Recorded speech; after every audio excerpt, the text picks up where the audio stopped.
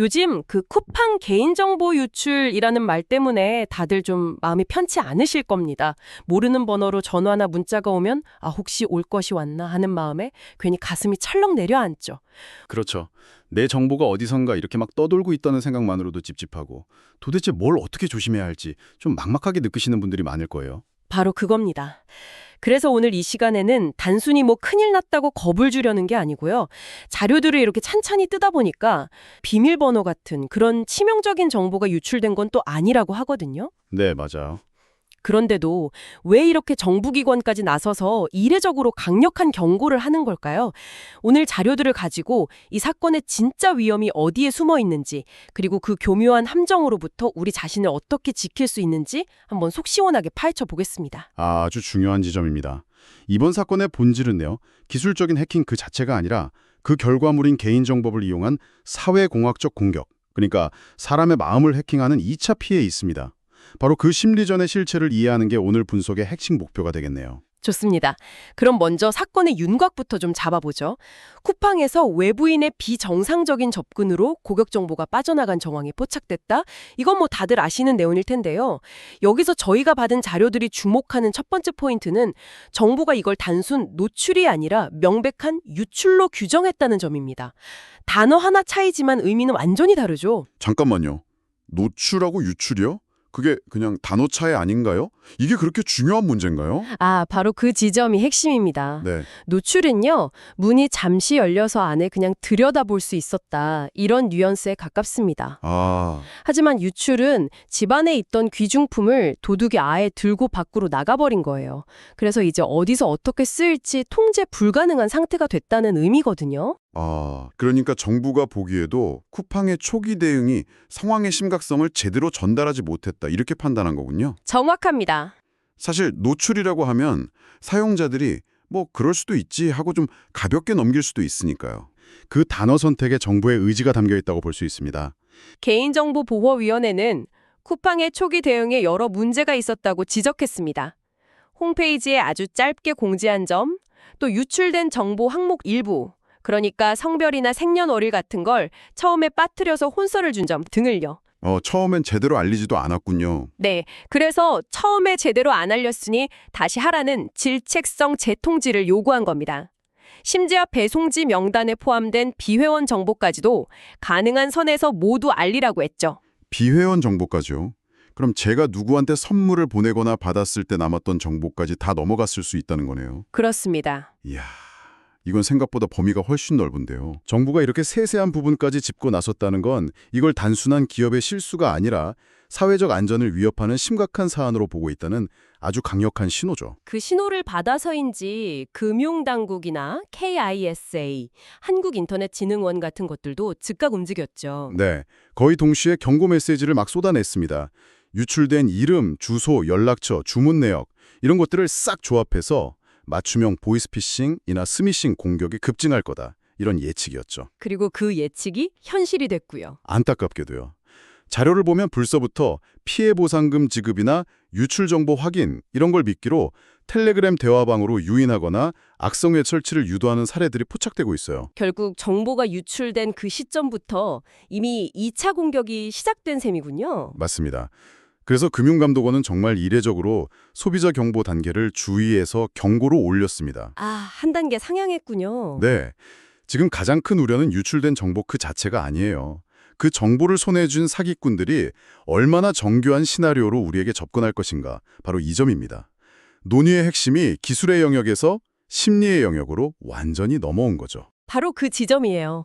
많은 분들이 내 금융정보는 안전하다던데 그럼 괜찮은 거 아닌가?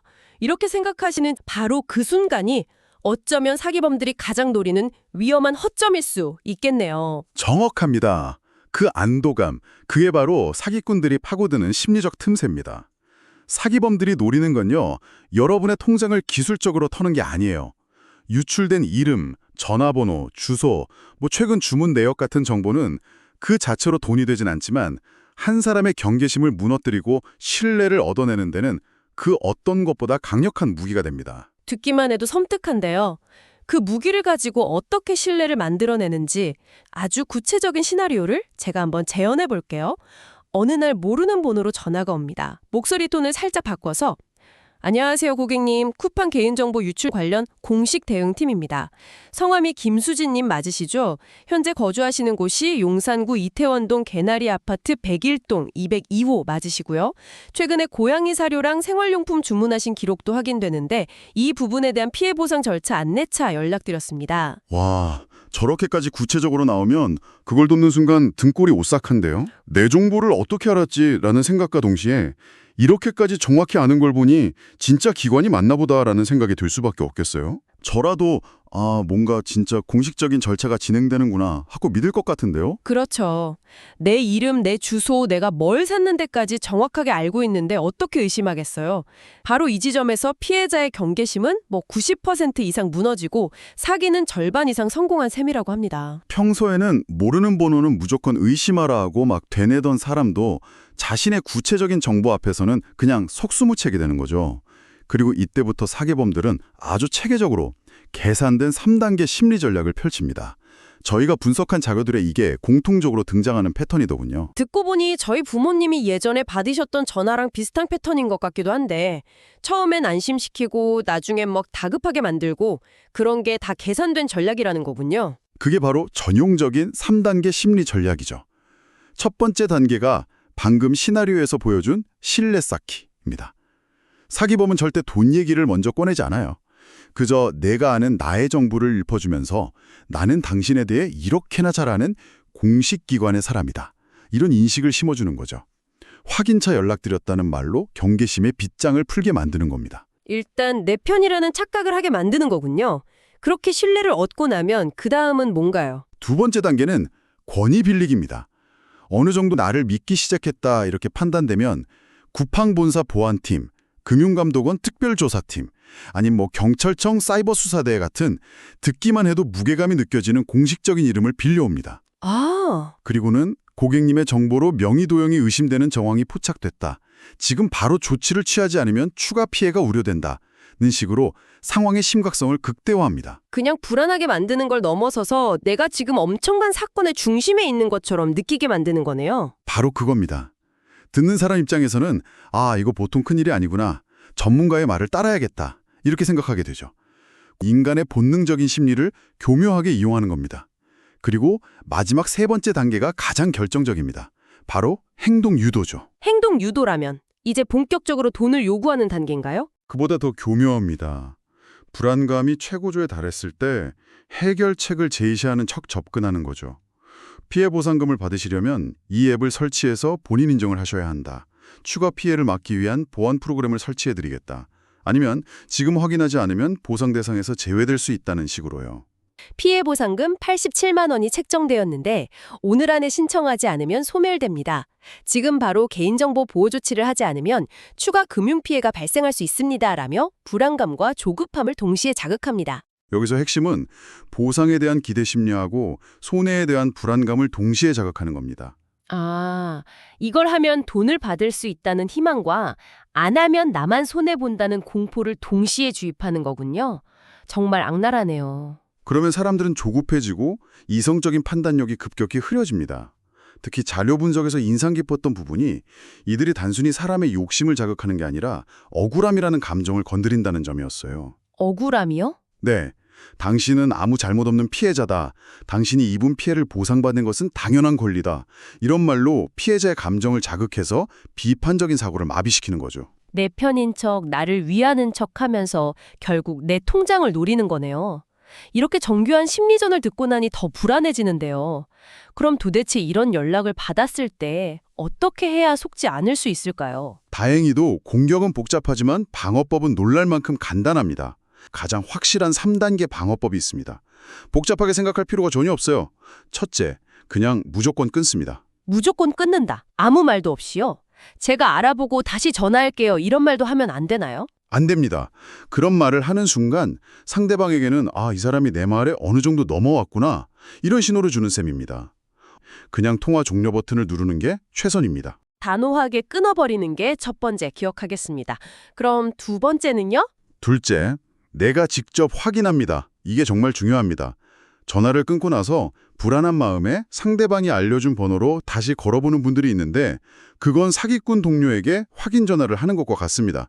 절대 안 됩니다. 아, 쿠팡 관련 문제면 내가 원래 쓰던 쿠팡 앱에 직접 들어가 공지사항을 보고 금융 관련 문제면 내 휴대폰에 저장된 은행 대표번호로 직접 전화를 걸어야 합니다.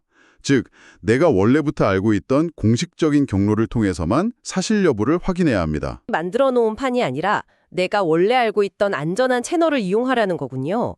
마지막 세 번째 단계는 뭔가요? 셋째, 내가 직접 연결한 공식 센터 상담원에게 상황을 그대로 설명합니다. 방금 010으로 시작하는 번호로 이런 전화를 받았다. 피해 보상을 해준다면서 특정 사이트 링크를 보내줬다. 보안 앱을 설치하라고 했다. 와 같이 내가 겪은 상황을 구체적으로 말하는 거죠. 그것만으로도 사기 여부는 100% 판별됩니다. 어떤 공식 기관도 그런 방식으로 고객에게 접근하지 않으니까요. 정리해보면 일단 끊고 내가 직접 원래 알던 곳에 전화해서 방금 있었던 일을 그대로 말한다. 정말 간단하고 명확하네요. 그렇습니다. 당황하지만 않으면 누구나 할 수 있는 대응이죠. 그리고 예방 차원에서 절대 하지 말아야 할 세 가지도 잘 정리되어 있습니다. 방어법만큼이나 중요하겠네요. 뭔가요? 첫째, 문자 메시지에 포함된 링크는 절대 누르지 않기. 쿠팡 개인정보 유출 확인 및 보상 신청 같은 문자가 와도 절대 누르면 안 됩니다. 어떤 공식 기관도 개인의 민감한 정보를 확인하는 절차를 문자 메시지 속 링크 하나로 처리하지 않아요.